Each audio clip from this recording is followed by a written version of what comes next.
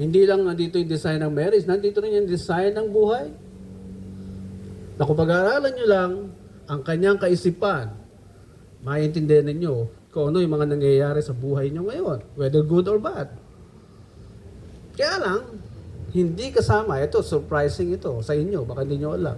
Hindi kasama sa plano ng Diyos na ikaw ay mag-suffer.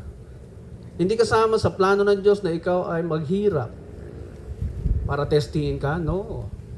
Iba yung test na ginagawa niya. The moment you align yourself to the plan of God. Kung alam mo yun, naintindihan mo yung natural order of life, hindi ka magsasuffer. Yun nga sinasabi ng mga philosopher eh. That even Galileo Galilei said, all things and human beings are subject to natural law. At tayo ay may obligasyon lamang sumunod. Wala tayong karapatang kumontra ayon sa ating feeling, background, etc. Wala tayong right to oppose or give our opinion to a certain product na gawa na. So in marriage, although naririnig nyo to, siguro, sabi sa marriage, husbands, love your wives and do not be harsh to them. Naririnig nyo, siguro, pero the next question is, pinapractice mo ba? Ina-apply mo ba? And there's a reason why, bakit sinabi ng Diyos, do not be harsh to the woman. Scientifically proven, they are created to be emotional.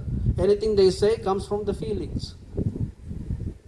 Kaya nga they are lost kapag ang husband na napangasawa has no vision, hindi visionary, walang pangarap. They are lost. And when you are lost, maraming pwede mangyari.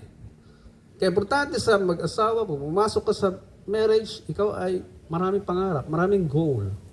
Para alam nila kung saan sila pupunta. Saan ba pupunta ang pagsasama natin? Ba't pa tayo nagpakasal?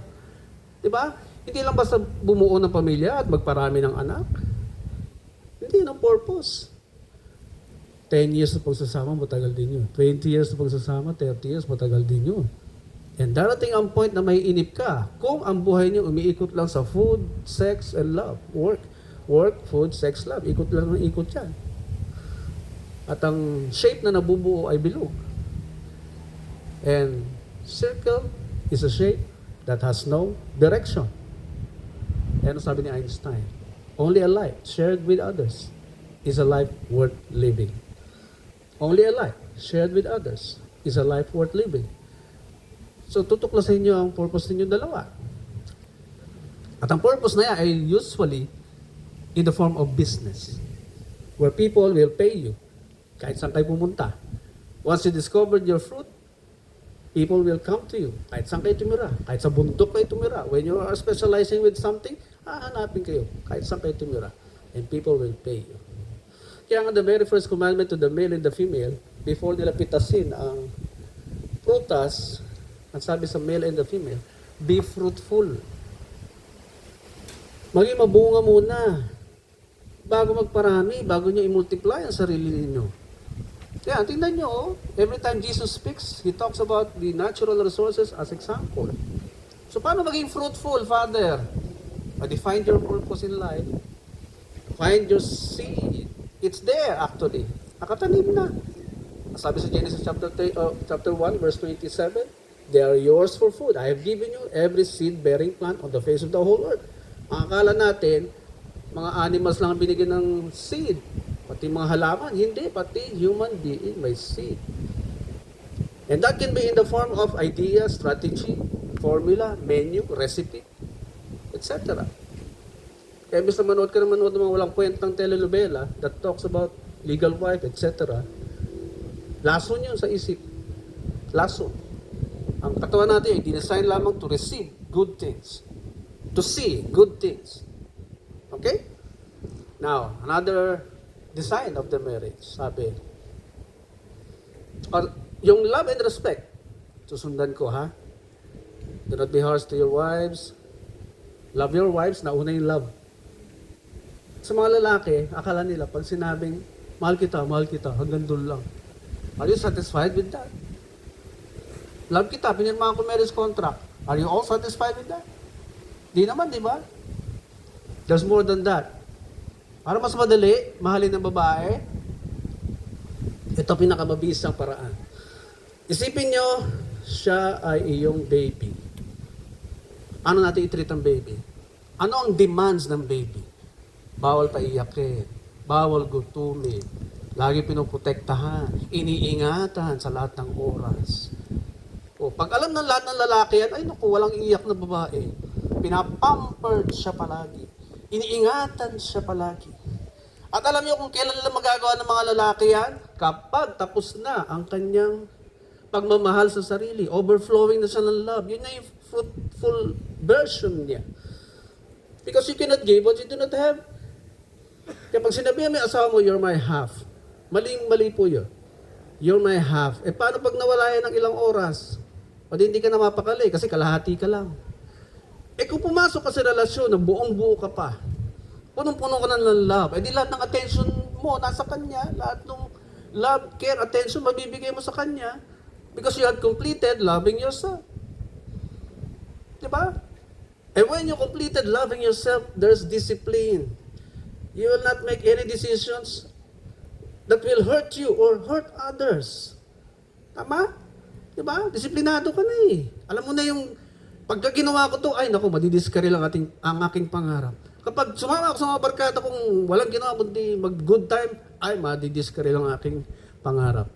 Kaya pinipili rin ang kaibigan if you really want to grow. Like that tree. Diba? Pinipili. So don't be harsh. Love your wife. Baby mo yan. Anong biblical reference? Kinuha ang babae sa tadyang ng lalaki. Sa lalaki, kinuha sa lupa.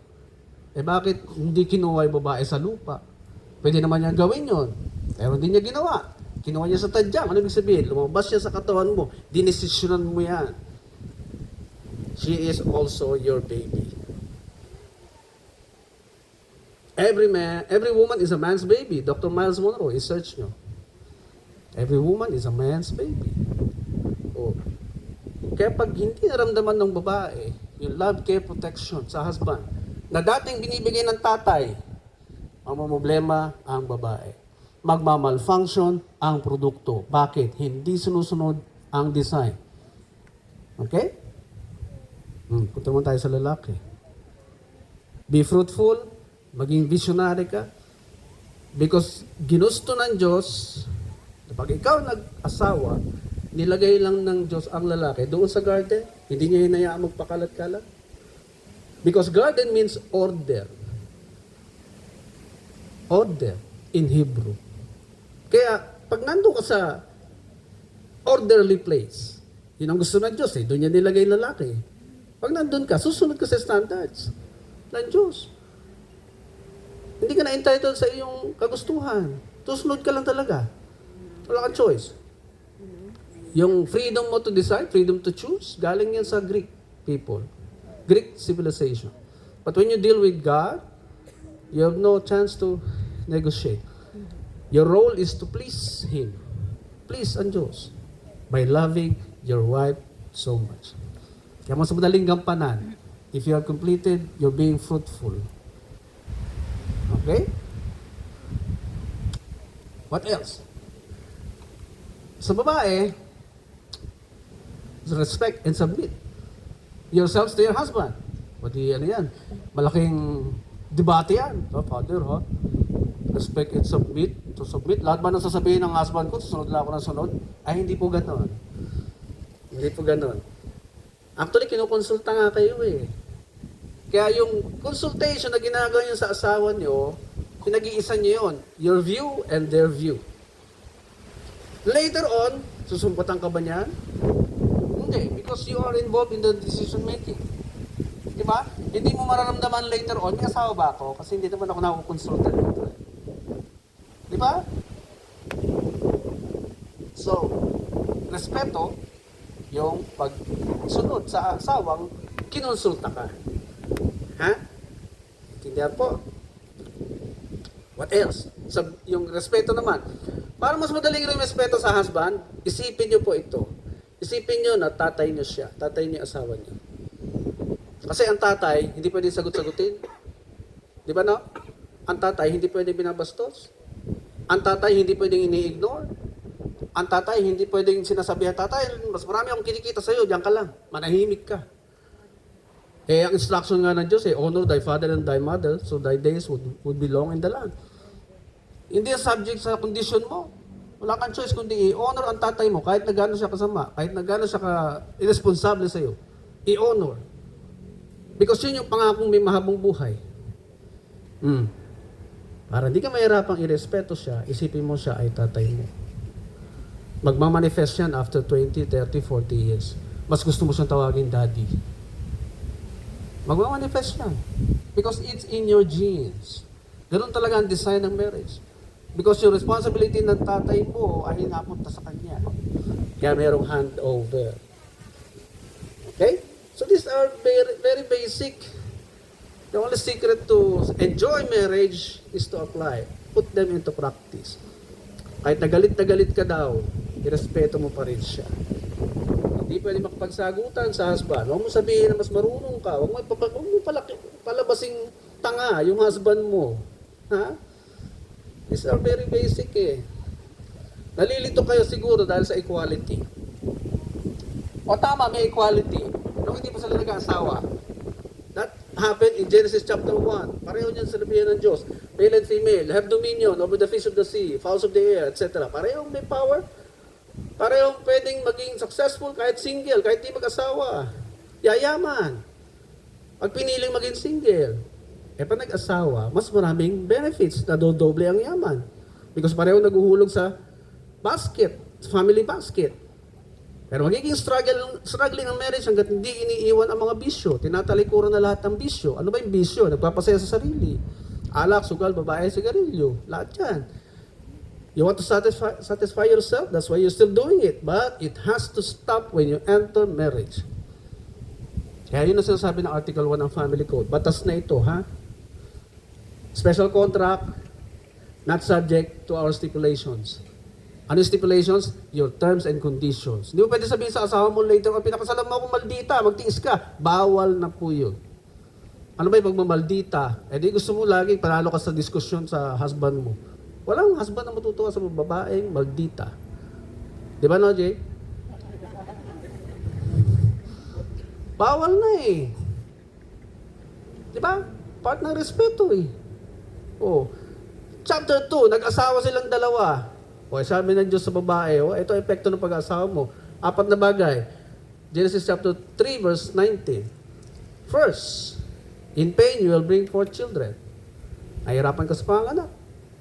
Lagi may check-up. Babudgetan mo. Di ba? Hindi sila matutuwa magbayad ng check-up. Sagot mo yun. Ikaw nagsimula ng marriage eh. Nananahimik sila eh. Oh. Pangalawa, I will increase your pain in childbirth. Connected yung dalawang yan. Pangatlo, your desire will always be to your husband. Lagi mong nanaisin ang husband mo sa tabi mo, lagi mong hahanapin. Kaya issue sa kanila yung pag hindi nila alam kung nasan kayo. Pag hindi kayo nag-update ng pusa. Issue sa babae yun. Oh, dami na lang iniisip. Subukan mo hindi ka mag-update ng one whole day. Oh, dami nang iniisip yung mga yan. Because they want a daily assurance na mahal mo sila, inaalagaan mo sila. They need that. Hindi yan subject sa conditions mo. Okay? Nasasabihin mong, hindi naman niya rin ako nire-respeto sir eh. Walang gano'n, hindi ka na entitled dun. Ha? Just follow what the law says about marriage. Just follow what the author said about marriage. About his product. Para ma-enjoy mo at magtagal kayo. Okay?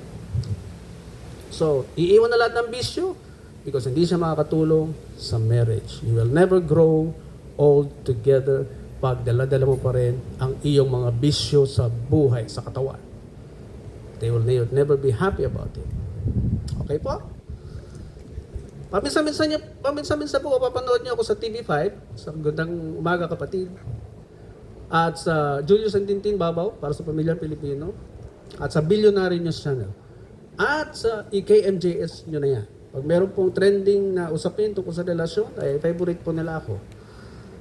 Kaya, huwag niyong kakalimutan yung mga sinabi ko sa inyo dito. Ha? Put them into practice. And I want to congratulate the both of you.